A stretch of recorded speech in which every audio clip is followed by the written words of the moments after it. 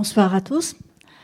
Je veux avant tout dire que je suis ravie de pouvoir parler de ce sujet ce soir.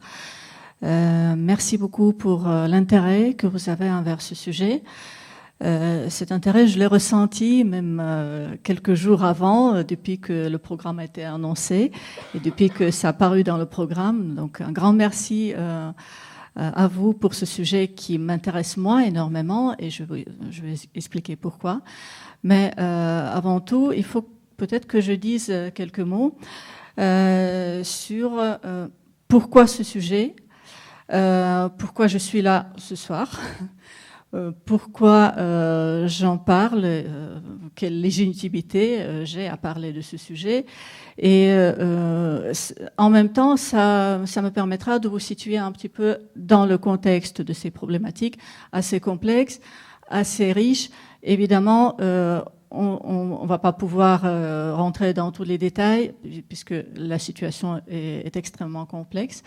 S'il y a des linguistes ce soir parmi vous, chers collègues, je vous présente d'avance mes excuses pour mon attitude quelque peu qui risque de manquer un petit peu de précision au niveau de terminologie, puisque je m'adresse avant tout aux non-spécialistes. Donc, mon objectif ce soir, c'était vraiment présenter quelque chose qui serait accessible au public large, sans aucun prérequis dans le domaine des sciences de langage ou de linguistique, ni en didactique de langue, ni quoi que ce soit.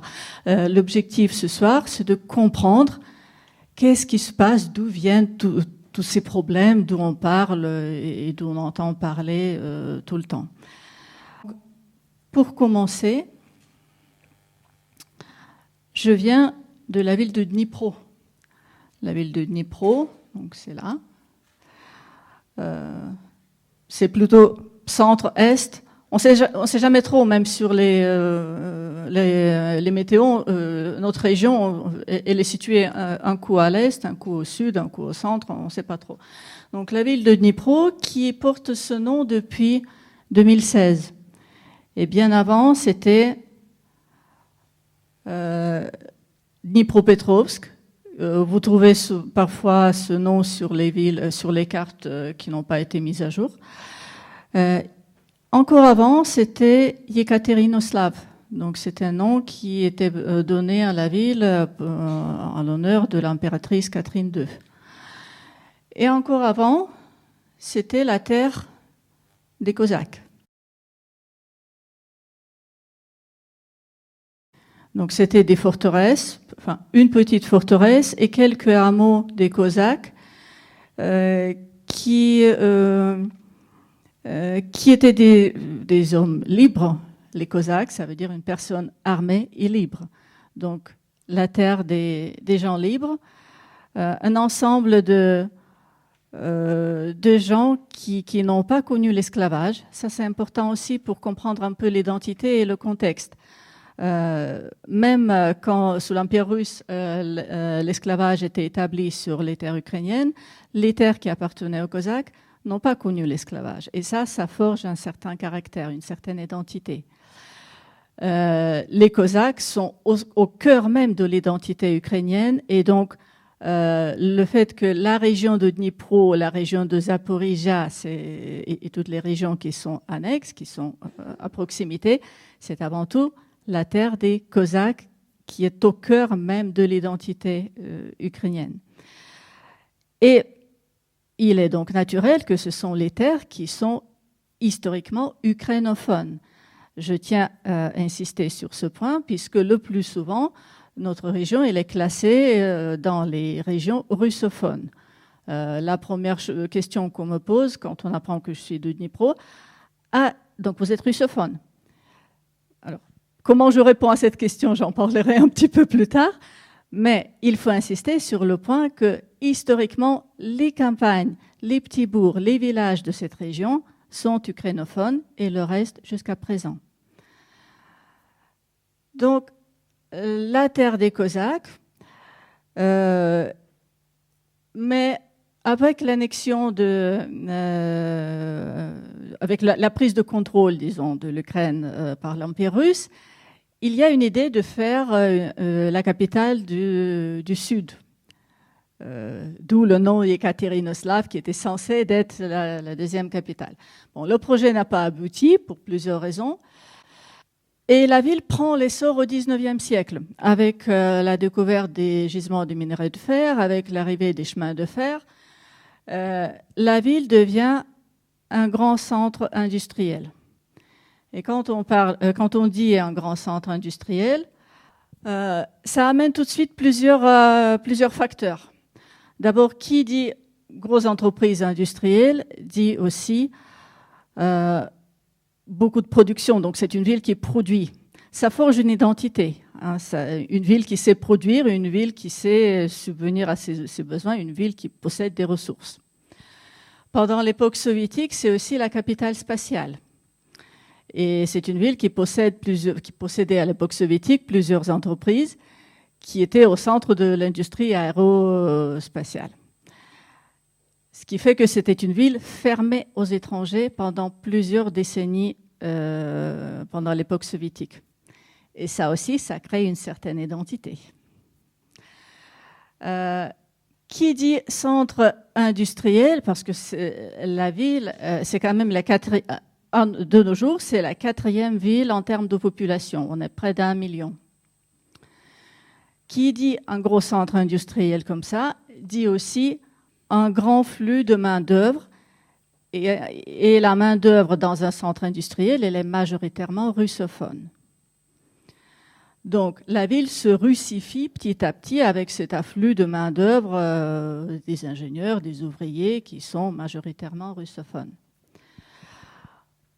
Et enfin, un point non négligeable, qui dit centre industriel dit aussi, surtout à l'époque de l'indépendance, plus récemment,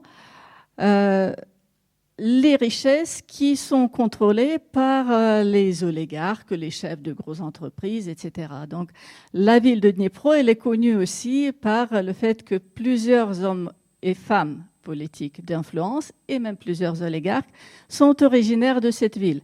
Ça aussi, ça forge une identité, parce que les habitants de Dnipro savent que leur avis compte. C'est une ville qui est très présente dans la vie politique, et les décisions qui sont prises à Kiev, souvent, elles tiennent compte de la vie des habitants de Dnipro. Les habitants de Dnipro disent souvent « Notre ville n'est pas la première en Ukraine, mais elle n'est plus la deuxième ». Et donc, cet orgueil, quelque part... Bon, dans chaque ville de l'Ukraine, il y a ce petit orgueil, et chaque ville a ses raisons d'être orgueilleuse par rapport aux autres. Mais je crois qu'on est vraiment parmi les premiers. Donc, à ce stade, vous avez le centre qui est majoritairement russophone, avec les campagnes tout autour et les bourgs qui, elles, restent ukrainophones. Et ça, on va en reparler un petit peu plus tard. Cette réputation d'être un centre industriel et un centre russophone a valu une réputation d'être pro-russe. Et souvent, Dnipro était classé parmi des villes qui sont plutôt pro-russes à l'époque de Yanukovych, pro-Yanukovych, mais en 2014, quand la guerre a commencé, notre ville était parmi les premières à prouver qu'être pro-russe et être russophone, ça n'a rien à voir. Et qu'on peut être russophone sans être pro-russe et même en étant très pro-ukrainien. Et donc, c'est une ville qui, à partir de 2014, j'insiste bien que la guerre a commencé en 2014, et donc depuis 9 ans, c'est une ville qui est un avant-poste, qui est une ville de première ligne, qui est un grand centre logistique où sont acheminés tous les blessés, la plupart des blessés en tout cas. C'est une ville qui est un centre logistique pour toutes les fournitures à l'armée et pour le transfert des militaires. Et c'est aussi un grand centre de bénévoles et des volontaires qui réunissent leurs efforts et par tous les moyens qui soutiennent l'armée. Donc, comme a dit à plusieurs reprises le maire de notre ville, elle était un peu comme une brise-lame qui a cassé cette vague du printemps russe de 2014. Et là aussi, on en est fiers. Donc, vous voyez pourquoi, quelle est l'identité de la région d'où je viens. Mais quand je parle de 2014, on est un peu loin. Je voudrais revenir un peu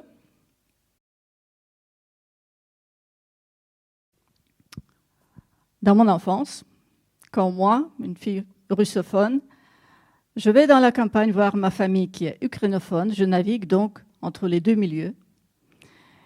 Et même sans être linguiste à l'époque, évidemment, ça me fait réfléchir un peu à cette coexistence des deux langues. Je choisis la filière philologie à l'université de Dnipro. À gauche, c'est telle qu'elle était aux années 80-90. Et là, c'est son apparence actuelle, où là, c'est un bâtiment de 13 étages. Au 10e, vous avez le département français qui m'a formé quelque part dans un premier temps. Et donc, là aussi, ces études à la faculté de philologie de l'université de Dnipro, c'était pour moi une occasion de réfléchir comment ça fonctionne. Parce qu'un jour, je me suis amusée à faire un compte de toutes les disciplines que j'ai eu à valider pour avoir mon diplôme. Et sur les 60 modules, bon, ça ne s'appelait pas les modules, disons les cours, sur 60 cours, il y avait 26 qui étaient enseignés en français, 27 en russe et seuls 7 en ukrainien. Pour info, je faisais mes études entre 1996 et 2001. Vers 2001, l'année de l'obtention du diplôme, l'Ukraine était indépendante depuis 10 ans. Et vous avez la moitié des cours dans une ville qui est au centre de l'Ukraine, qui sont enseignés en russe. Pour plusieurs raisons. Parce que les enseignants n'ont pas envie, parce que c'est leur position politique, parce que c'est leur habitude aussi. Parfois, il n'y a aucune prise de position politique. Mais ça réfléchit. Et même s'il n'y a aucune imposition pendant les cours qui sont enseignés en russe de répondre en russe, souvent même lors des évaluations, dans le même sujet, on pouvait répondre à la question numéro 1 en russe et à la question numéro 2 en ukrainien pour revenir au russe ensuite. Ça, c'était parfaitement toléré et je vais expliquer un peu plus en détail pourquoi ça fonctionne comme ça. Mais ça forgeait un peu l'identité des étudiants aussi et ça m'a fait réfléchir à toute cette situation. J'ai complété mes études en France, où là, je fais mon master qui est intitulé « Sémantique et sociolinguistique ». Et dans notre master, on a un module qui s'appelle « Langue en contact ». Sauf que quand, moi, avec mes camarades de groupe, on commence à voir les sources, la bibliographie, nous constatons qu'on parle, les chercheurs même nous parlent non seulement des langues en contact, mais des langues en conflit. Et que de plus en plus souvent, les chercheurs constatent que là où il y a les langues en contact, il y a aussi des tensions, et donc on parle des langues en conflit. Voilà pourquoi vous comprendrez bien que toute cette thématique et toutes ces problématiques m'intéressent énormément. D'abord parce que j'ai pu observer et même parfois subir tout cela en tant qu'Ukrainienne qui est tout le temps confrontée à cette situation de bilinguisme dans mon pays, mais aussi en tant que linguiste qui a eu l'occasion de réfléchir à cela en tant que spécialiste. Donc voilà pourquoi je suis là et je vous propose de réfléchir à ces thématiques en adoptant ce petit plan-là, si ça vous convient. Dans un premier temps, je vais répondre à quelques questions. C'est un peu comme FAQ, les questions fréquemment posées. Les questions qui fâchent un peu, parfois des idées reçues. Mais je tiens vraiment à y revenir puisque même si d'apparence ce sont des questions simples, mais il y a parfois des choses à détailler, à développer. Ensuite, on va passer en revue en simplifiant énormément. Bien sûr, je suis obligée, sinon cette conférence prendra fin demain matin. Je ne pense pas qu'on sera d'accord. Donc, on va passer en revue, on va faire un aperçu chronologique de cette situation pour arriver ensuite à les situations actuelles et aux interrogations sur les perspectives de cette situation. Donc, voilà pour une petite introduction. Et maintenant, on passe au vif du sujet. La première question, l'ukrainien et le russe. Sont-ils deux langues différentes ou est-ce une seule langue ou est-ce que c'est deux dialectes, etc. Si je devais répondre en une seule phrase, je vais citer mon fils aîné qui est lycéen et à qui ses amis ont posé cette même question. Il y a un an, quand les événements qu'on connaît ont commencé, ses amis lui ont posé la question, mais c'est quoi la différence? C'est la même chose ou il y a une différence? Il a dit une phrase que j'ai beaucoup aimée. Il a dit, c'est le même alphabet, mais les langues, ça n'a rien à voir. On peut s'arrêter là, mais je préfère développer un peu quand même. Et on constate que même quand on regarde l'alphabet, c'est pas le même alphabet non plus. Il est le même dans le sens où dans les deux cas, il s'agit de l'écriture cyrillique, donc là c'est l'alphabet cyrillique. Mais vous constatez, j'ai mis en rouge, je ne sais pas si ça se voit correctement, en rouge vous avez les différences, les divergences entre les deux. Et vous serez d'accord que ce n'est pas tout à fait la même chose. Donc il y a des lettres qui sont présentes dans un alphabet et absentes de l'autre, et vice-versa. Il y a les différences qui concernent l'ordre de certaines lettres. En plus, bon, ça n'apparaît pas dans l'alphabet, mais l'ukrainien utilise aussi l'apostrophe, qui n'est jamais utilisé en russe. Bon, il ne fonctionne pas comme en français, attention, mais c'est quand même une différence en plus. Et donc, même quand on parle de la chose aussi basique qu'est l'alphabet, on constate que ce n'est pas tout à fait la même chose. Alors, il y a deux petites lettres desquelles je voudrais donner quelques détails supplémentaires. Vous avez en ukrainien la lettre qui désigne le son G. Et donc, cette lettre G, elle a eu un destin difficile puisque aux années 30, le pouvoir soviétique a supprimé cette lettre en la en la qualifiant d'être bourgeoise nationaliste. Puisque c'est une lettre qui, pour eux, était utilisée dans certains mots qui seraient hostiles au régime soviétique. Puisqu'il y avait une lettre qui désignait un son relativement proche, qui est le son H, G, H, c'est pas le même son, mais pour le pouvoir soviétique, c'était assez. Ils ont dit, on supprime le G, et les mots qui utilisaient la lettre G s'écrivaient avec R. Puis en russe, il n'y a qu'une seule lettre pour ça. On ne va pas compliquer des choses. J'étais à l'école quand cette lettre G a retrouvé les noms et je me souviens que comment nous on était obligés d'apprendre les listes des mots dans lesquels il fallait l'écrire. Mais il y a aussi une autre lettre à propos de laquelle je voudrais dire quelques mots. C'est la lettre Y. Cette lettre, elle est un peu spéciale. Vous l'aurez aperçu éventuellement si vous avez devant vous les programmes. Et le mot Ukraine en ukrainien, Ukraïna, ça s'écrit avec le Y. C'est aussi une lettre qui est absente de l'alphabet russe. En russe, vous ne la trouverez pas. Et donc, cette lettre est devenue, dans les zones occupées, cette lettre, les civils ukrainiens, qui sont toujours là, qui vivent sous l'occupation, ils l'écrivent à la craie un peu partout pour faire comprendre. On l'utilise aussi dans les feuilles comme ça qu'on utilise pour la propagande anti-russe. Et les gens dans les zones occupées l'écrivent partout pour dire au pouvoir d'occupation, ici c'est l'Ukraine. La Russie, c'est ailleurs. Et nous, ici, on est chez nous. Donc voilà comment une simple lettre peut devenir un symbole de résistance. Question suivante. L'ukrainien et le russe, est-ce que c'est facile de comprendre? Est-ce qu'ils sont intercompréhensibles? Est-ce que c'est facile est-ce qu'il suffit de maîtriser l'une pour comprendre l'autre?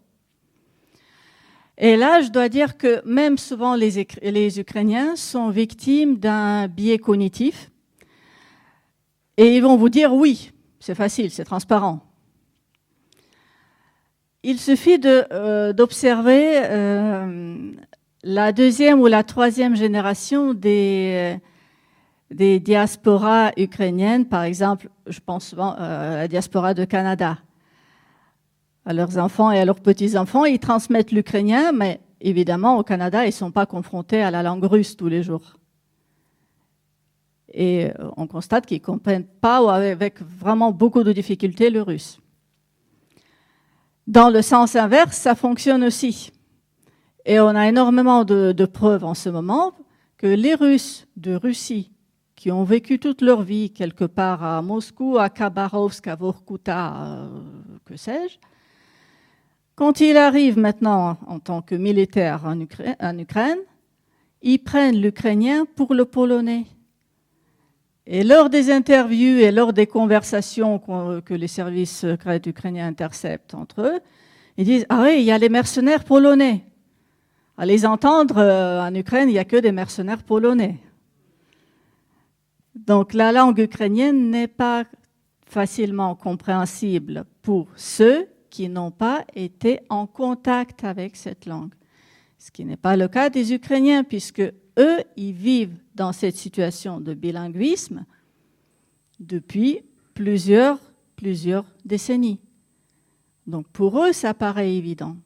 Pour ceux qui n'ont pas eu de contact avec cette situation de bilinguisme, ce n'est pas automatique. Autre question.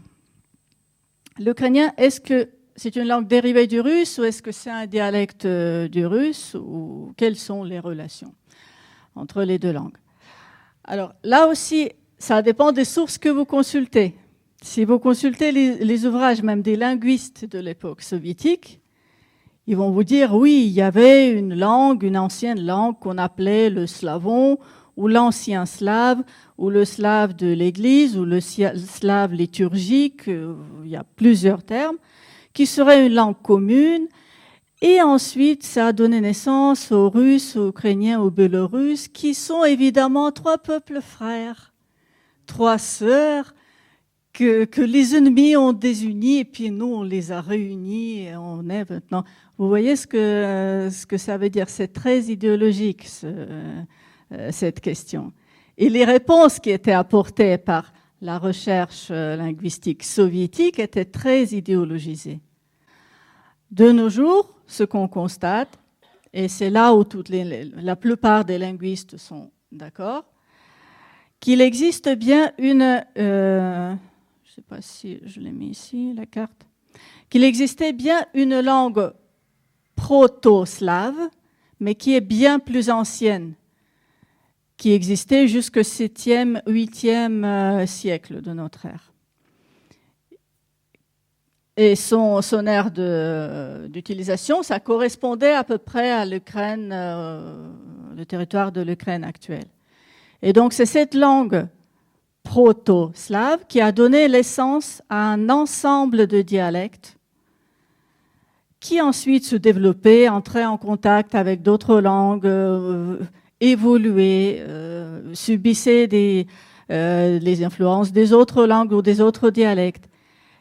Et après, avec des siècles, en se consolidant, ces dialectes ont donné naissance respectivement à la langue ukrainienne, à la langue biélorusse, aux autres langues slaves, mais c'était des processus qui se passaient en parallèle. Donc, il n'y avait pas de cette relation. Voilà, la langue russe en premier, et puis après, il y avait une variante de la langue ukrainienne qui s'est détachée d'elle. Donc, c'était bien plus naturel, je dirais, comme processus. C'est-à-dire que c'était un processus évolutif qui avait lieu à peu près en parallèle dans différentes régions.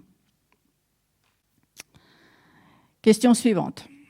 Le peuple ukrainien et par la suite la culture, la langue, la littérature, est-il récent? Parce que j'ai mis exprès, hein, je suis un peu provocante, j'en suis consciente. Est-ce qu'on peut parler de la naissance d'une nation? Parce qu'honnêtement, je suis tombée plus d'une fois sur les articles de presse ou sur les numéros spéciaux de certaines magazines où on parle, voilà, on voit la naissance d'une nation. Est-ce qu'on peut parler de la naissance d'une nation qui serait née, je ne sais pas, en février 2022 ou en février 2014 ou en 91 avec l'indépendance? Donc si on parle de la naissance d'une nation, moi-même, je devrais me poser la question, mais qui je suis? Parce que moi, j'ai plus que 30 ans. Donc si la nation ukrainienne est née en 91, il faut que je m'interroge sur mes origines moi-même. Bon. Vous aurez compris que la question est provocante, la réponse la sera un peu aussi. Donc je vous propose en guise de petite comparaison quelques jalons sans prétendre à l'aperçu complet des deux cultures évidemment. L'idée ici c'est de mettre en parallèle quelques jalons, quelques disons événements clés, caractéristiques pour le développement d'une culture, pour essayer de comprendre disons, la réponse à cette question. Puisque si on dit que la culture et donc la langue ukrainienne est jeune, dans ce cas-là, il faudrait dire que la culture et la langue russe sont à peine plus vieilles. Même pas. Comme par hasard, les événements culturels, ces choses que j'ai qualifiées comme jalons, dans le cas de l'Ukraine, sont plus anciens à l'époque où l'Ukraine n'était pas sous la domination russe. Je pense à la naissance de la capitale, de Kiev, je pense aussi à la première université, et même quand on regarde les époques plus récentes, le décalage entre les deux est à peine perceptible. Les poètes nationaux, les œuvres clés de la culture, c'est à peu près la même époque. Et j'attire votre attention au fait que quand on parle du XVIIIe, XIXe siècle, la langue russe était la langue de l'Empire, la langue officielle, avec tous les privilèges qui vont avec. Alors que la langue ukrainienne était considérée comme un patois de la petite Russie, la langue des ploucs, vous me passerez l'expression, mais c'est la citation. Et donc, quand on constate l'écart d'une trentaine d'années, par exemple, pour le premier opéra en langue nationale, on se rend compte que ce décalage n'est pas énorme quand on tient compte de l'évolution. Donc, c'est une preuve de plus que l'Ukraine suivait la même évolution que les autres cultures européennes et que la culture ukrainienne existait bien avant et suivait son cours de développement. La dernière question qui fâche, l'Ukraine a-t-elle toujours été russe? Bon, évidemment, les Ukrainiens vont dire non, et le plus souvent, ça s'arrête là, parce que la question est tellement énervante qu'on ne rentre plus dans les détails. Moi, je préfère quand même donner quelques détails, parce que ça permettra ensuite de faire une petite passerelle vers l'aperçu historique que je tenais à vous donner. Pourquoi on dit que l'Ukraine a toujours été russe? D'où vient ce discours?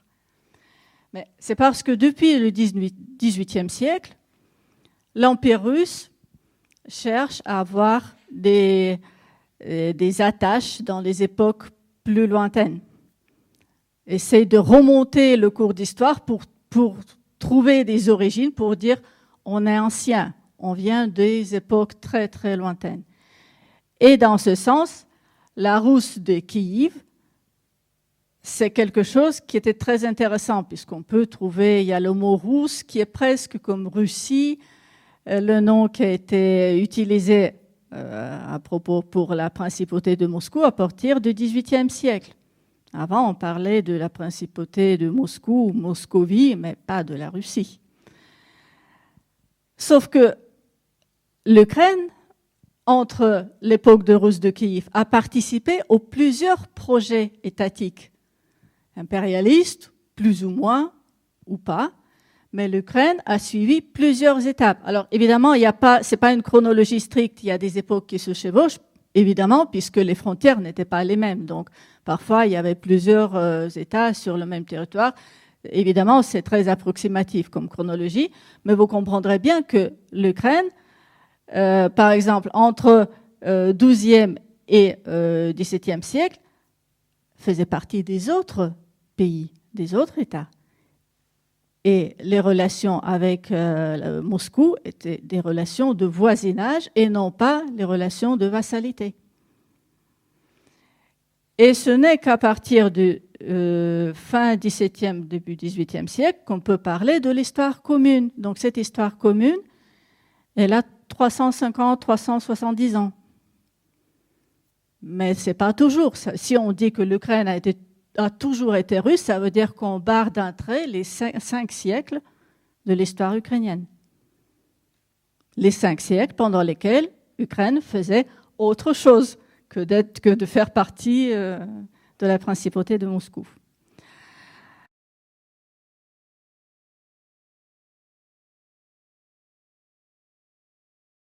Pour parler maintenant de cette histoire commune, comment ça s'est passé et pourquoi c'est important de faire cet aperçu historique et comprendre comment le bilinguisme qui est au centre de notre préoccupation aujourd'hui, comment il s'est formé. Quand on parle de l'Empire russe, en général, quand on parle de l'Empire, on parle aussi des colonies, normalement. Et j'avais l'impression que c'est seulement dans le cas de l'Empire russe, il y avait un silence assourdissant qui concernait les colonies. L'Empire, on parlait de l'Empire, mais jamais des colonies. Et c'est pour ça que je tenais à féliciter Aude Merlin qui a fait la conférence dans cette même salle il y a quelques jours, puisqu'elle a abordé ce sujet. Le colonialisme russe, et quand elle a évoqué les relations entre l'Ukraine et la Russie, le mot colonialisme y était présent. Heureusement qu'on commence à en parler, parce qu'il y a des choses à dire à ce sujet. Parce qu'il est assez spécial, ce colonialisme russe. Et là, j'ai donné 2 noms de 2 spécialistes que je vais citer.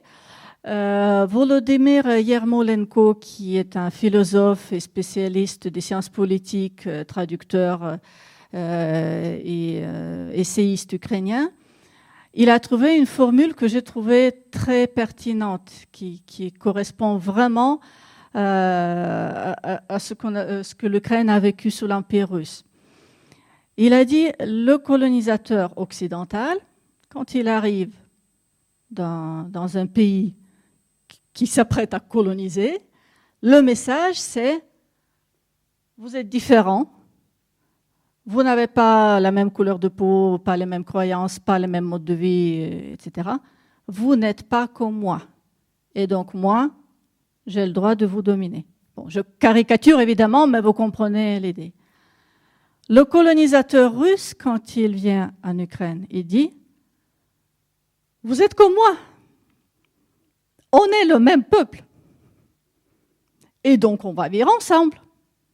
Sauf que c'est moi qui gère. » Ce discours « nous sommes le même peuple, je ne vois pas la différence entre les Ukrainiens et les Russes », c'est le discours de Poutine d'il y a encore quelques jours. Il est reconnaissable, il est toujours là, ce discours. Donc, il s'agit bien de rapports de colonisme, de colonialisme, mais ça fonctionne différemment. Autre idée très importante pour le comprendre, c'est Vera Ageyeva qui l'a suggéré. Elle a fait un parallèle qui n'est peut-être pas parfait non plus, mais ça permet aussi de comprendre. Elle a dit les relations entre l'Ukraine et la Russie, en termes de colonialisme, c'est à peu près comme les relations entre les Athènes et la Rome à l'époque de l'Antiquité.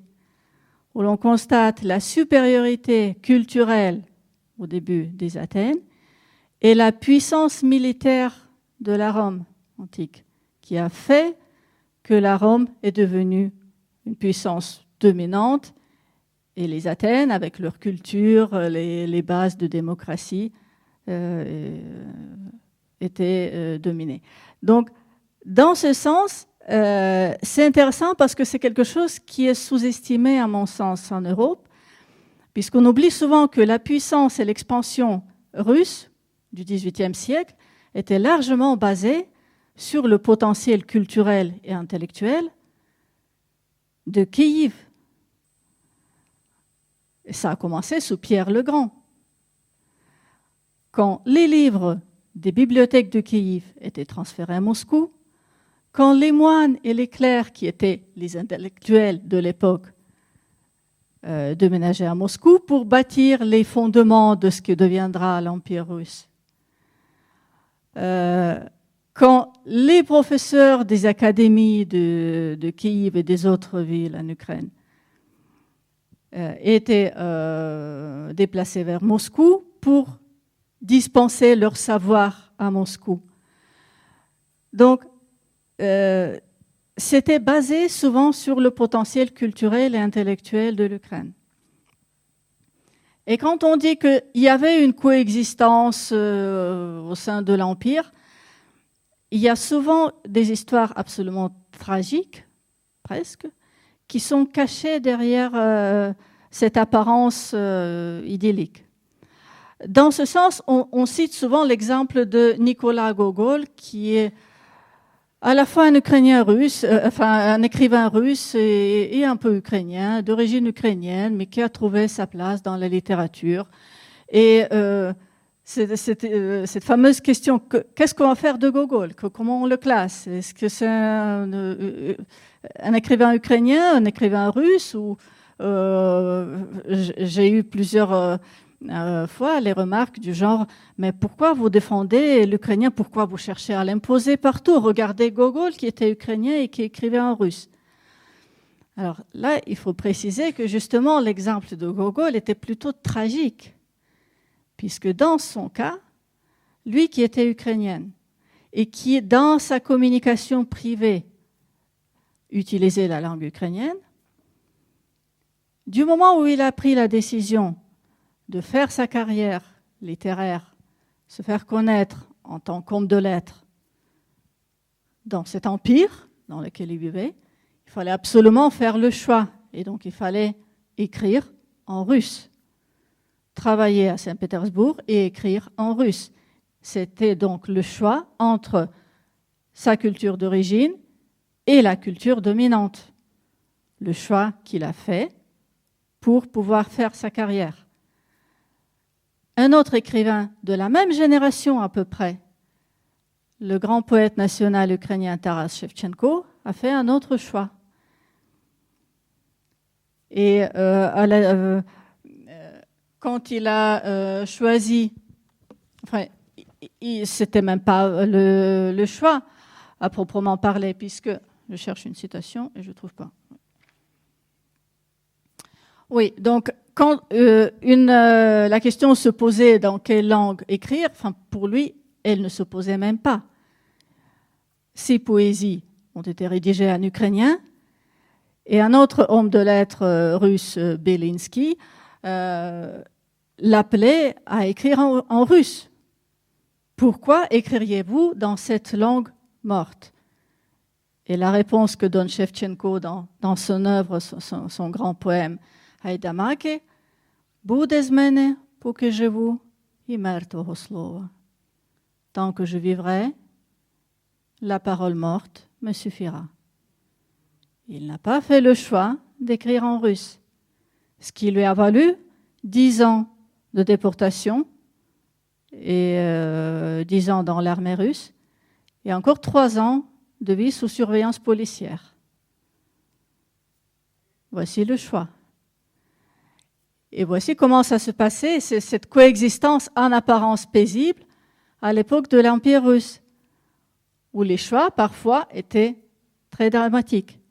Et je ne parle pas, puisqu'on aura très probablement on n'aura pas le temps, de ces dizaines de documents, en 200, à peine plus que 200 ans, il y avait plus de 20 textes légaux qui limitaient l'usage de la langue ukrainienne ou qui limitaient la littérature ou la culture ukrainienne. Il y avait toute une liste. C'était avec une régularité absolue. Un texte qui interdit l'impression des livres, un autre qui interdit l'édition de la presse en ukrainien, un autre qui impose la censure des éditions ukrainiennes, encore un autre qui interdit l'importation des livres en ukrainien, même publiés dans d'autres pays, etc., etc. Et ça, c'était avec une régularité remarquable pendant toute la période de l'Empire russe. Je ne citerai que deux textes qui sont les plus connus, ces textes réglementaires, circulaire de Valouyev, qui interdisait en fait les livres à l'usage scolaire et les publications scientifiques en ukrainien. Et Ukaz Dems d'Alexandre II, qui a interdit même les spectacles et les lectures publiques des œuvres littéraires. Donc, ce qui portait un coup presque fatal à l'époque sur le développement de la culture ukrainienne en général, parce que ça voudrait dire que les spectacles, les représentations, les lectures publiques des œuvres littéraires, sans parler de l'édition même des œuvres littéraires, tout ça c'était interdit. Et des fois, je me demande par quel miracle on a survécu face à cette pression.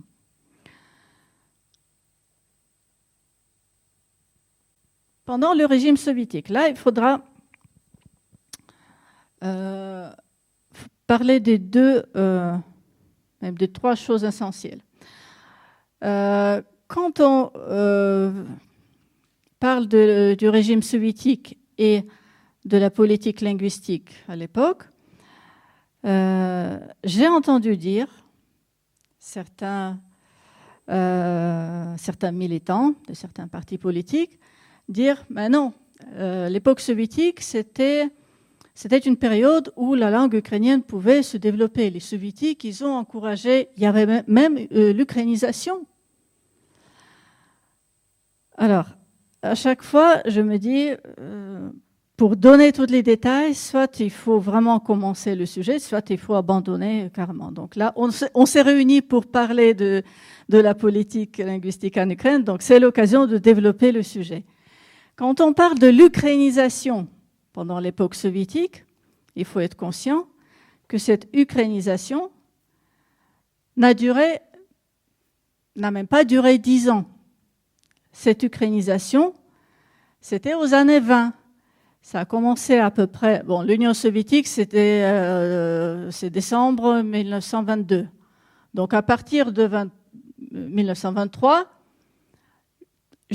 bon, là, j'ai mis 1929, mais c'est pas... Vous comprendrez bien qu'il n'y a pas de date limite.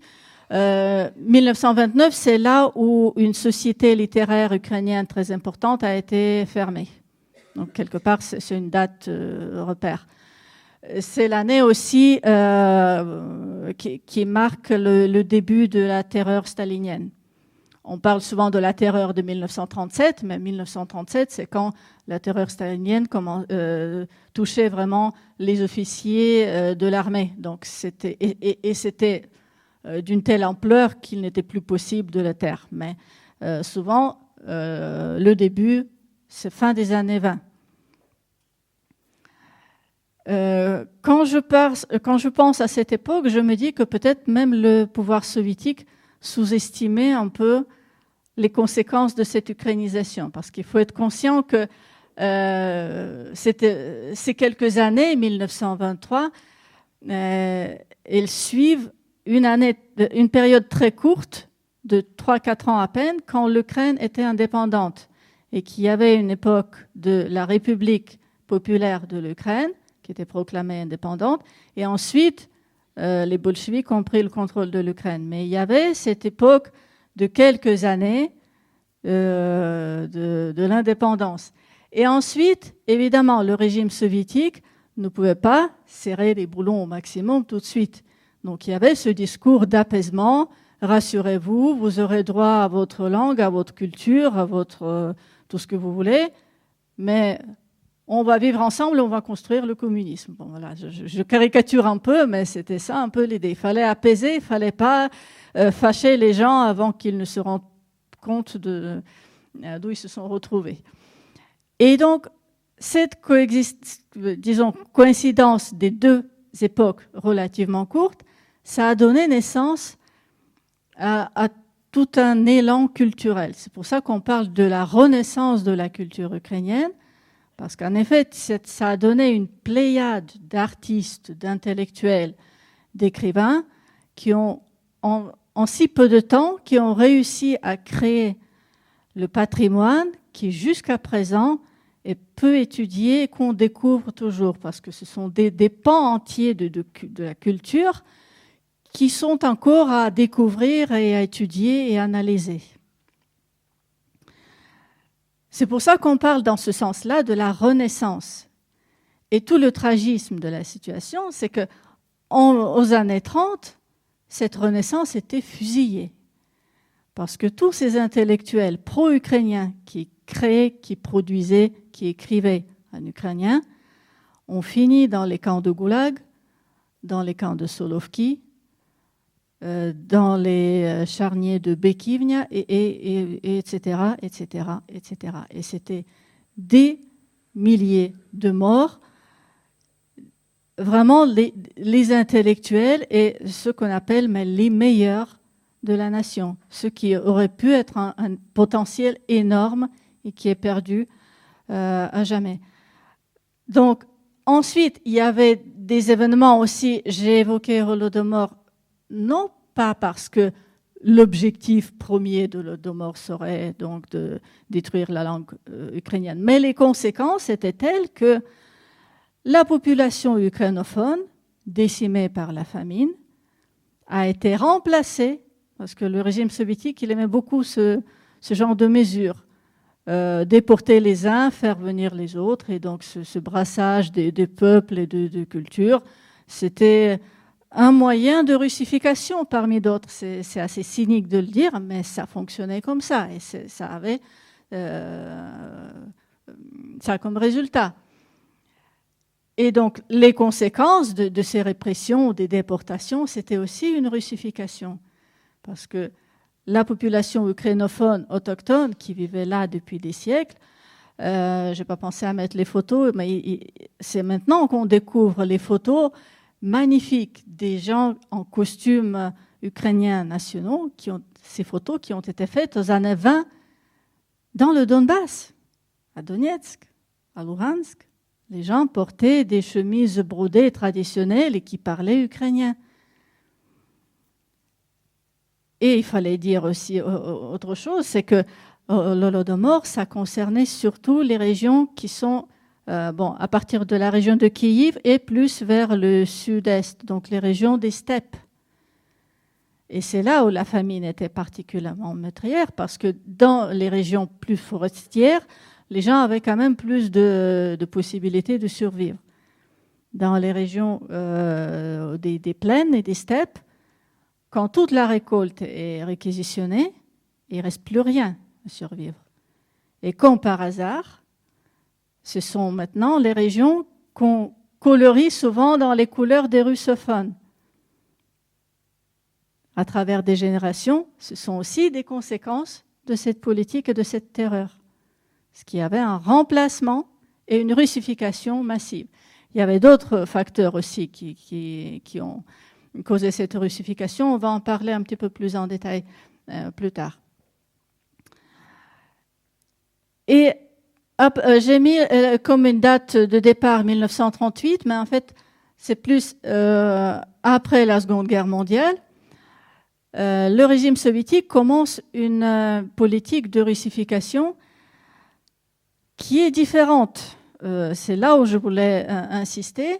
je disais tout à l'heure que pendant l'Empire russe, il y avait beaucoup de textes qui limitaient, qui interdisaient, qui réglementaient, qui imposaient, etc.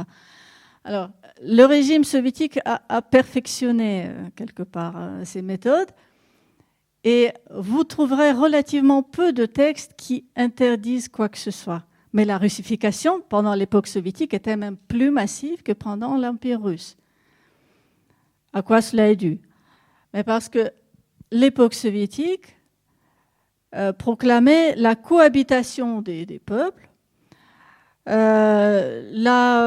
l'épanouissement de la langue russe, sauf que dans le cas de l'Ukraine et dans le cas des autres républiques soviétiques non russophones au départ, quand on dit l'épanouissement de la langue russe, c'est presque toujours au détriment de la langue ukrainienne, de la langue biélorusse, de la langue kazakh, etc., etc. Et donc, quand on parle des méthodes soviétiques, il faudra être conscient que il y avait quand même une hypocrisie incroyable, c'est-à-dire qu'on, sous le prétexte de promouvoir la langue de communication interethnique, qui serait le russe, évidemment, les langues ukrainiennes, biélorusses et toutes les autres langues des républiques avaient le statut subordonné. C'était des langues locales, alors que la langue de prestige était évidemment le russe. Et donc, on le retrouve de plus en plus dans toutes les écoles, de plus en plus dans les médias, de plus en plus dans la littérature, dans toutes les sphères de communication. C'est pas par hasard que j'ai mis dans la politique de russification les médias, l'armée et l'enseignement. Mais parce que c'était 3 leviers d'une russification extrêmement massive. D'abord les médias, c'est ça qui permet d'accéder à l'information. Et si vous voulez, à l'époque soviétique, vous informer, dès que vous allez allumer la télé, les chaînes centrales, les chaînes... Bon, la qualité d'information, ça c'est notre question, mais en tout cas, pour voir un peu à peu près ce qui se passe dans le monde, il fallait l'apprendre en russe. Vous découvrez tout ce qui se passe ailleurs à travers la langue russe. L'armée, c'était un autre levier de russification assez intéressant, puisque à l'époque soviétique, les recrues étaient envoyés le plus souvent à l'autre bout du pays où ils passaient le service militaire entre 1 an et demi jusqu'à 2 ans. C'était variable, ça dépendait des années.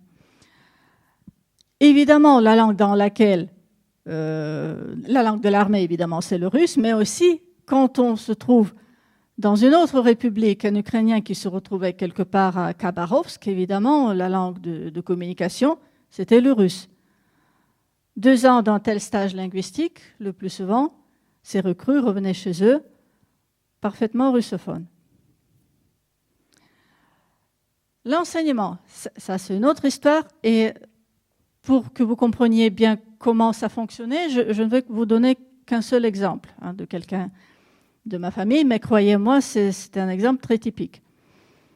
Imaginez une jeune fille qui fait ses études dans une école ukrainophone qui vit quelque part dans une campagne, un village en Ukraine, d'accord, une école dans un village. Donc, école ukrainophone, milieu ukrainophone, sa famille parle ukrainien, elle est ukrainophone. Elle veut devenir médecin ou juriste, peu importe, prenons médecine. Elle passe le concours. L'académie de médecine, évidemment, c'est dans une grande ville, quelque part. Elle entre dans l'académie des médecines, les cours sont assurés en russe. Bon, elle n'est pas complètement dépaysée, elle a quand même suivi 2 heures de cours de russe par semaine dans son école, puisque le russe était présent même dans les écoles ukrainophones, il était enseigné, attention, en tant que langue maternelle. C'est-à-dire que ce n'est pas de la même façon dont on apprend, par exemple, l'anglais en France. Il n'y avait pas de liste de mots, des règles de conjugaison ou quoi que ce soit. On enseignait le russe comme si les élèves étaient censés de le maîtriser déjà, à peu près comme on enseigne le français aux Français. Et donc, notre jeune fille, elle se retrouve à la fac de médecine où elle suit des cours en russe, où tous les manuels lui sont distribués. Ces manuels sont en russe. Parfois, les manuels manquent. Et il y a des anciens manuels qui sont en ukrainien, parfois. On lui donne, tiens, toi, tu viens de l'école ukrainophone, tu vas te débrouiller avec un manuel ukrainophone. Et si pour les tests, il fallait répondre en russe, c'est pas grave, tu vas te débrouiller. Donc, ces élèves ukrainophones, je ne sais pas si vous voyez un peu le cynisme, c'était une variable d'ajustement pour gérer les problèmes logistiques parfois. Donc, notre jeune fille qui a terminé ses études et qui devient médecin, à l'époque soviétique, elle ne peut pas choisir l'endroit où elle veut travailler, elle est dirigée, c'est-à-dire il y a une répartition des jeunes promus pour des emplois. Et donc, elle peut être envoyée quelque part au Kazakhstan. Devinez dans quelle langue elle parle à ses patients. Russe, évidemment. Elle est obligée d'y rester pendant 3 ans, selon les lois de l'époque. Et ce n'est qu'après qu'elle peut changer d'affectation.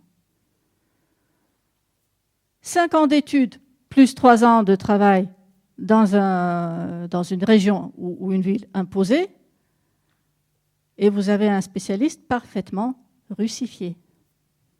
Avait-elle le choix? Non. Est-ce qu'il y avait une loi soviétique qui lui aurait imposé, ont interdit de parler ukrainien? Non. Mais elle est russifiée. Et des cas comme ça, c'était assez typique. Donc c'est dans ce sens-là où l'enseignement, c'était un vecteur de russification assez puissant. Moi-même, je suis un exemple vivant de ça parce que moi, j'ai suivi une école russophone. Et jusqu'à présent, quand je parle des choses que j'ai apprises à l'école, je ne sais pas moi, des plantes en biologie ou je ne sais pas, la trigonométrie ou quelque chose, j'ai les termes qui me reviennent dans la tête en russe. Évidemment, parce que je ne me suis pas amusée à les chercher systématiquement en ukrainien ou en d'autres langues. Donc, c'est un facteur de russification très puissant. Mais le régime soviétique a inventé encore une autre méthode qui n'existait pas pendant l'Empire russe. Ça risque d'être un petit peu technique, mais je vais essayer de faire le maximum pour que vous puissiez comprendre. Alors, l'époque soviétique, sa particularité, c'est qu'elle a... Je vais expliquer tout ça, n'ayez pas peur. C'est qu'elle elle intervenait dans le fonctionnement même de la langue. Et je vais vous donner quelques exemples. Vous avez par exemple le mot, vous avez compris, c'est un petit tableau, vous avez le mot ukrainien qui était supprimé par des linguistes soviétiques sous prétexte, pour la même raison que j'avais évoqué au tout début pour la lettre G, c'était les mots qui étaient considérés comme des mots nationalistes. Et donc, pour des raisons idéologiques, évidemment, tout était idéologique à l'époque soviétique. Rien n'était neutre. Tout était soit pro-communiste, pro-soviétique, et donc bien, soit nationaliste, bourgeois et capitaliste, et donc mauvais. C'était relativement simple. Donc, vous avez des mots qu'on supprimait des dictionnaires, des manuels, qu'on remplaçait avec d'autres mots. Et par exemple, si on prend un exemple, le premier mot, AB, on l'utilisait pour dire pour. J'ai mis les traductions. Donc, dans le sens pour, on dit non, il ne faut pas dire comme ça. On le remplace par shchob. Pourquoi? Pour une raison toute simple. Parce qu'en russe, on dit shtobe. Et c'est plus proche entre AB et shtobe, c'est très différent. Alors que shchob et shtobe, c'est relativement proche. Et vous aurez, même sans mes traductions, j'ai mis la transcription, elle est pas très scientifique. Là encore, s'il y a des collègues, je vous demande pardon, c'est juste pour que vous puissiez lire, c'est pour les non-spécialistes. Donc, un autre exemple, vous avez le nom Analysa, ce qui veut dire analyse, qui était un nom féminin à l'époque, aux années 30. On le remplace par analyse et il devient masculin. Pourquoi? Mais parce qu'en russe, c'est masculin et on dit analyse. Et vous avez le plus souvent les Ukrainiens et les Russes qui, même en français, se trompent quand ils apprennent le français. Ils disent un analyse au lieu de dire une analyse. Ça, c'est un grand classique. Je corrige tous mes élèves pour dire que non, c'est pas ça. Mais la faute vient de ce changement qui a été artificiel, qui n'était pas naturel. J'insiste bien. Je ne sais pas si vous vous rendez compte de l'ampleur des dégâts que ça a fait à la langue ukrainienne. C'est-à-dire que ces remplacements, ces suppressions des mots et les remplacements par d'autres mots étaient faits de façon artificielle, dans un seul et unique objectif, pour rapprocher artificiellement la langue ukrainienne de la langue russe. Pour insister une fois de plus, on est le même peuple et les langues, c'est presque la même chose. Il n'y a pas vraiment de différence. Encore quelques exemples. Là où c'est plus ou moins flagrant, vous avez arkush, c'est pour dire feuille. Et c'était remplacé par list. Tout simplement parce qu'en russe, on dit list. Sauf qu'en ukrainien, en plus, ça crée un problème parce que list en ukrainien, ça veut dire une lettre, au sens écrire une lettre, adresser une lettre à quelqu'un. C'est ça, list en ukrainien. Et quand on dit une feuille de papier, c'est arkush. Donc, on modifie artificiellement et on défigure le sens des mots. Vous avez parfois des cas intéressants comme kravatka. Ça a été remplacé tout simplement parce qu'en russe, on dit galstuk. Et kravatka était considéré comme polonisme.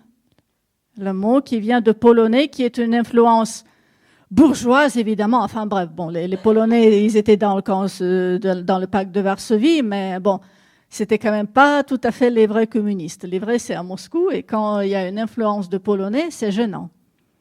Donc, à proscrire. Et donc, on disait halstuk. Et vous avez des mots comme ça, il y en a plein. On n'aura pas le temps de passer tout, mais vous aurez compris le principe. J'ai mis en gras les mots qui, malgré tout, sont utilisés, qui sont revenus. Et de nos jours, de plus en plus, on retrouve AB dans le sens pour, et tout le reste, en fait, tous ceux qui sont en gras dans la première colonne, ils sont utilisés. Ceux qui ne sont pas en gras, ils ont été supprimés. Mais vous avez aussi certains mots en gras, c'est-à-dire les mots qui sont restés, qui font partie de ces mots imposés. C'est-à-dire que très probablement, ça restera comme ça. C'est-à-dire que ces changements sont irréversibles. Enfin, à moins d'imposer ça normativement à travers les codes d'orthographe, etc. Donc, il y a un ouvrage excellent à ce sujet. C'est Larissa Masenko qui a fait un ouvrage excellent qui recueille les documents réglementaires de l'époque et qui a répertorié 770 mots comme ça. Je n'ai donné qu'un petit pourcentage pour que vous puissiez comprendre comment ça fonctionnait, mais dans son ouvrage, elle a des pages et des pages des mots comme ça.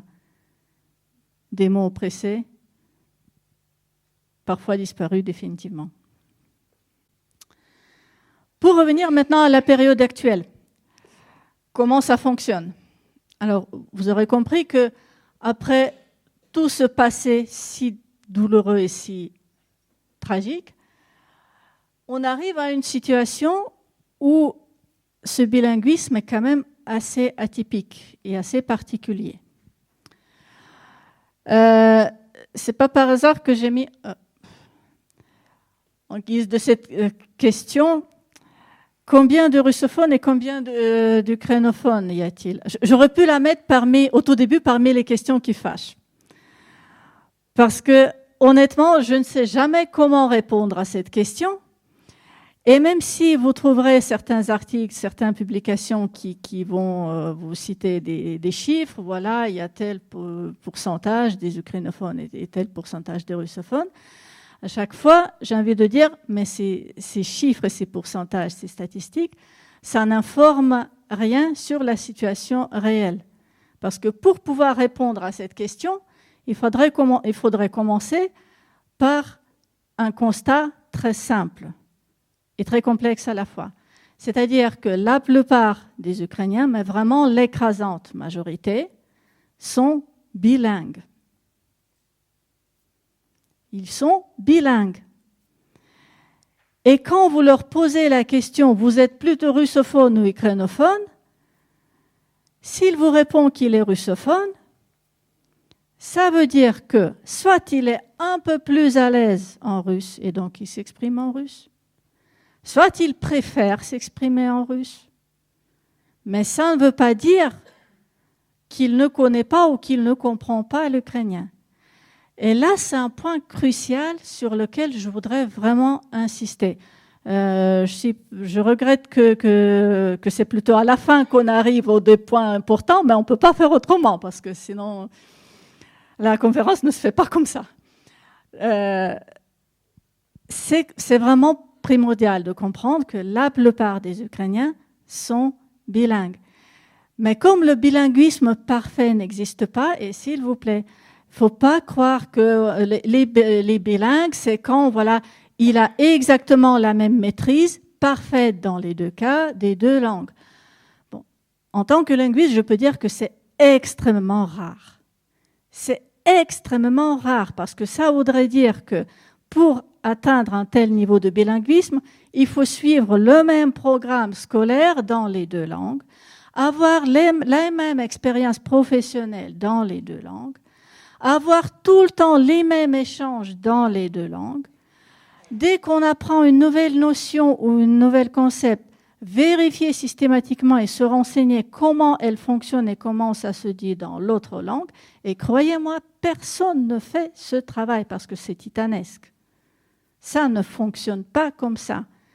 Les bilingues parfaits dont on parle, que voilà, dans l'idéal, ça devrait être comme ça, je l'ai dit quelque part, c'est un peu comme les cornes qu'on voit sur les tapisseries des 17e dans les châteaux français. Ça n'existe pas. Enfin, ce sont des cas plutôt exceptionnels. Il y a toujours une dissymétrie entre les deux. Et en Ukraine, vous avez quelqu'un qui préfère, par exemple, s'exprimer dans sa famille en ukrainien et dans le contexte professionnel en russe. Ou bien il préfère dans sa communication écrite rédigée en ukrainien et à l'oral s'exprimer en russe. Vous pouvez avoir au contraire quelqu'un qui dans son foyer avec sa famille parle en russe et dans le contexte professionnel en ukrainien. Vous pouvez avoir quelqu'un qui dans le contexte professionnel avec ses collègues échange en russe. Et quand il a une prestation devant un client ou une conférence ou quelque chose qui délivre en public, il s'exprime en ukrainien. Et vice-versa. Et je peux continuer ça sans fin. Donc, la particularité de la situation du bilinguisme en Ukraine, c'est qu'il y a tout le temps ce passage, cette fluctuation. On passe d'une langue en l'autre en fonction des contextes, en fonction de ses préférences, en fonction de ses habitudes, en fonction des idées qu'on a sur les deux langues, en fonction de la formation qu'on a suivie, etc., etc., etc. Donc, il y a une variété énorme des pratiques.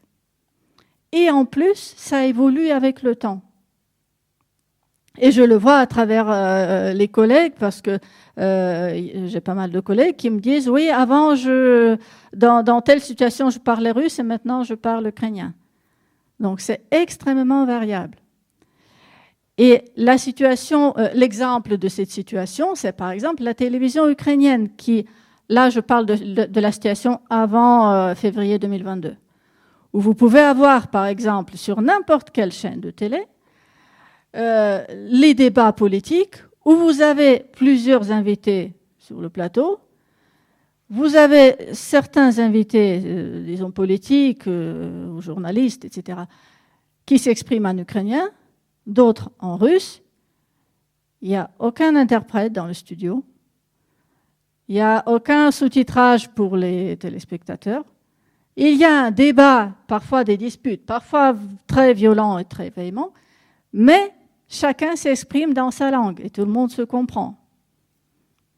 C'est quelque chose qui est extrêmement difficile de comprendre pour le public occidental, parce que quand on dit à un Européen pays bilingue, tout de suite on a une représentation, c'est à peu près comme au Canada, hein, il y a le Québec francophone et les provinces anglophones. Pays bilingue, ok, j'ai compris. C'est un peu comme en Belgique, hein, il y a partie flamand et partie... Ou alors c'est comme en Suisse. Il y a des cantons germanophones, il y a des cantons francophones, il y a des cantons italophones, il y a des cantons romanchophones. Donc, mais, sauf qu'en Ukraine, ça ne fonctionne pas comme ça. Le bilinguisme à l'ukrainien, c'est vraiment le mélange parce que vous avez parfois des villes russophones, des campagnes ukrainophones, parfois les gens qui ont de la famille ukrainophone et russophone, et en plus, dans ces étiquettes ukrainophones et russophones, c'est plus la question des habitudes et des préférences et de pratiques qui varient énormément. Et donc, quand on parle de la situation en Ukraine et qu'on vous montre des cartes comme ça, avec une corrélation assez nette des préférences électorales de 2001, je suis navrée, mais même en 2022, je trouve des cartes comme ça dans la presse française pour expliquer la situation linguistique. Alors là, j'ai envie de dire, si vous voyez ça, attention, parce que c'est quelque chose qui ne reflète absolument pas la réalité des choses. Même si, quand on regarde et qu'on superpose ces deux cartes, on dit « Ah oui, en effet, là, oui, vous avez des régions plutôt russophones, et puis oui, ils sont peut-être plutôt pro-russes. » Mais attention, il s'agit de 2001. Et encore, c'est une approximation grossière. Mais vraiment grossière. Et pour le petit rappel, il y a eu depuis 2 élections où la carte n'avait rien à voir. Donc, il n'y avait pas ce clivage. Le clivage entre les russophones et les ukrainophones, ça fonctionne différemment. Ce n'est pas à travers le clivage territorial où vous avez des tentatives de superposer les situations de bilinguisme linguistique qui existent dans d'autres pays sur la situation en Ukraine. Ça ne fonctionne pas comme ça. Autre chose importante, c'est quand on parle de la situation actuelle et des tendances générales. C'est bien sûr avec les événements de la dernière année, il y a une tendance de préférer nettement l'usage de l'ukrainien au détriment du russe. Et là, il s'agit parfois de la revendication de la position politique, mais aussi de l'envie de couper tout contact, de n'avoir plus aucun lien avec ce qui est considéré, qui est vraiment comme la langue de l'agresseur. Donc, les motivations peuvent être différentes. Parfois, c'est une position très catégorique, et c'est quelque part une réponse à Poutine qui prétend défendre les russophones. Donc, dans ce sens-là, les Ukrainiens qui passent à l'ukrainien dans tous les domaines de leur activité, c'est une façon de dire, voilà, s'ils veulent me défendre, moi, je n'ai pas envie d'être défendu et je m'exprime en ukrainien et donc je ne suis plus russophone et je n'ai pas besoin d'être protégé par Poutine. Donc, il y a une position comme ça. Il y en a d'autres qui suivent un peu parce que c'est contagieux aussi. Quand vous avez beaucoup d'entourage qui passent à l'ukrainien, quelque part, vous êtes entraîné dans ce tourbillon. Et donc, il y a parfois un peu l'effet de mode. Mais il y a aussi une autre motivation que j'ai constatée récemment à travers mes collègues et mes amis qui sont en Ukraine. Et là, je parle d'une éventuelle nouvelle diglossie. Alors, diglossie, c'est quand les deux langues n'ont pas le même statut, c'est-à-dire qu'il y a une langue, par exemple, de dominée et des langues dominantes. C'est-à-dire que l'ukrainien est perçu comme une langue maintenant qui a beaucoup plus de prestige qu'il n'avait auparavant. J'avais une collègue qui m'a dit « L'ukrainien, pour moi, maintenant, c'est comme si, quand on sort, on met des habits plus soignés que d'habitude, on se coiffe, on se maquille un peu, et on met l'ukrainien. » Donc, c'est devenu une langue qui tient à souligner que voilà, je fais attention, je respecte les autres et je suis dans mon rôle de communication externe, de communication en public. Toujours pour citer cet ami qui a fait cette parallèle, alors que le russe, c'est un peu comme le pyjama ou le jogging. Je le porte chez moi quand personne ne me voit. C'est un peu, c'est un peu négligé, c'est un peu... quelque chose à quoi je ne fais pas trop attention, je le porte par habitude, pour garder intact mes habits que je porte quand je dois être présentable. Donc, et là, je crois qu'on est au début, je ne sais pas, c'est une hypothèse. Et pour moi, en tant que linguiste, c'est extrêmement important et très intéressant d'observer ce phénomène. Je crois, en effet, qu'on est en face d'une nouvelle situation de diglossie, c'est-à-dire que les rôles des deux langues s'inversent. Et l'ukrainien tend de plus en plus à avoir une notoriété, un prestige qu'il mérite depuis longtemps. Alors, il ne reste pas vraiment le temps pour terminer, je promets. Une petite anecdote personnelle pour terminer. Vous avez ici 2 manuels qui m'ont été distribués quand j'étais, disons, l'équivalent de CE1 ou CE2. J'avais 8 ans. École russophone en Ukraine. Et vous avez la langue ukrainienne, le manuel de l'ukrainien qui s'appelle langue ukrainienne. Logique. Et vous avez le manuel du russe qui s'appelle la parole maternelle. Je ne sais pas si vous vous rendez compte. J'ai 8 ans, je suis ukrainienne, dans une école ukrainienne. École russophone, d'accord, mais une école ukrainienne. Et l'État soviétique me dit, ta langue maternelle, c'est le russe. Quand les Ukrainiens défendent la langue ukrainienne en Ukraine, et qui disent que c'est la langue, ça devrait être la langue des médias, la langue de l'enseignement, la langue de communication publique, la langue de la recherche aussi. Et tout ce combat qu'on mène, ce n'est pas pour inverser des rôles, pour dire ce qu'on entend parfois. Oui, on comprend, l'ukrainien était interdit pendant des années, maintenant vous voulez prendre la revanche et faire la même chose avec le russe. Non. La seule chose qu'on veut, c'est pour que les dictateurs de Moscou arrêtent de nous dire quelle est notre langue maternelle et qu'ils ne touchent plus à nos dictionnaires d'ukrainien. C'est tout. Merci.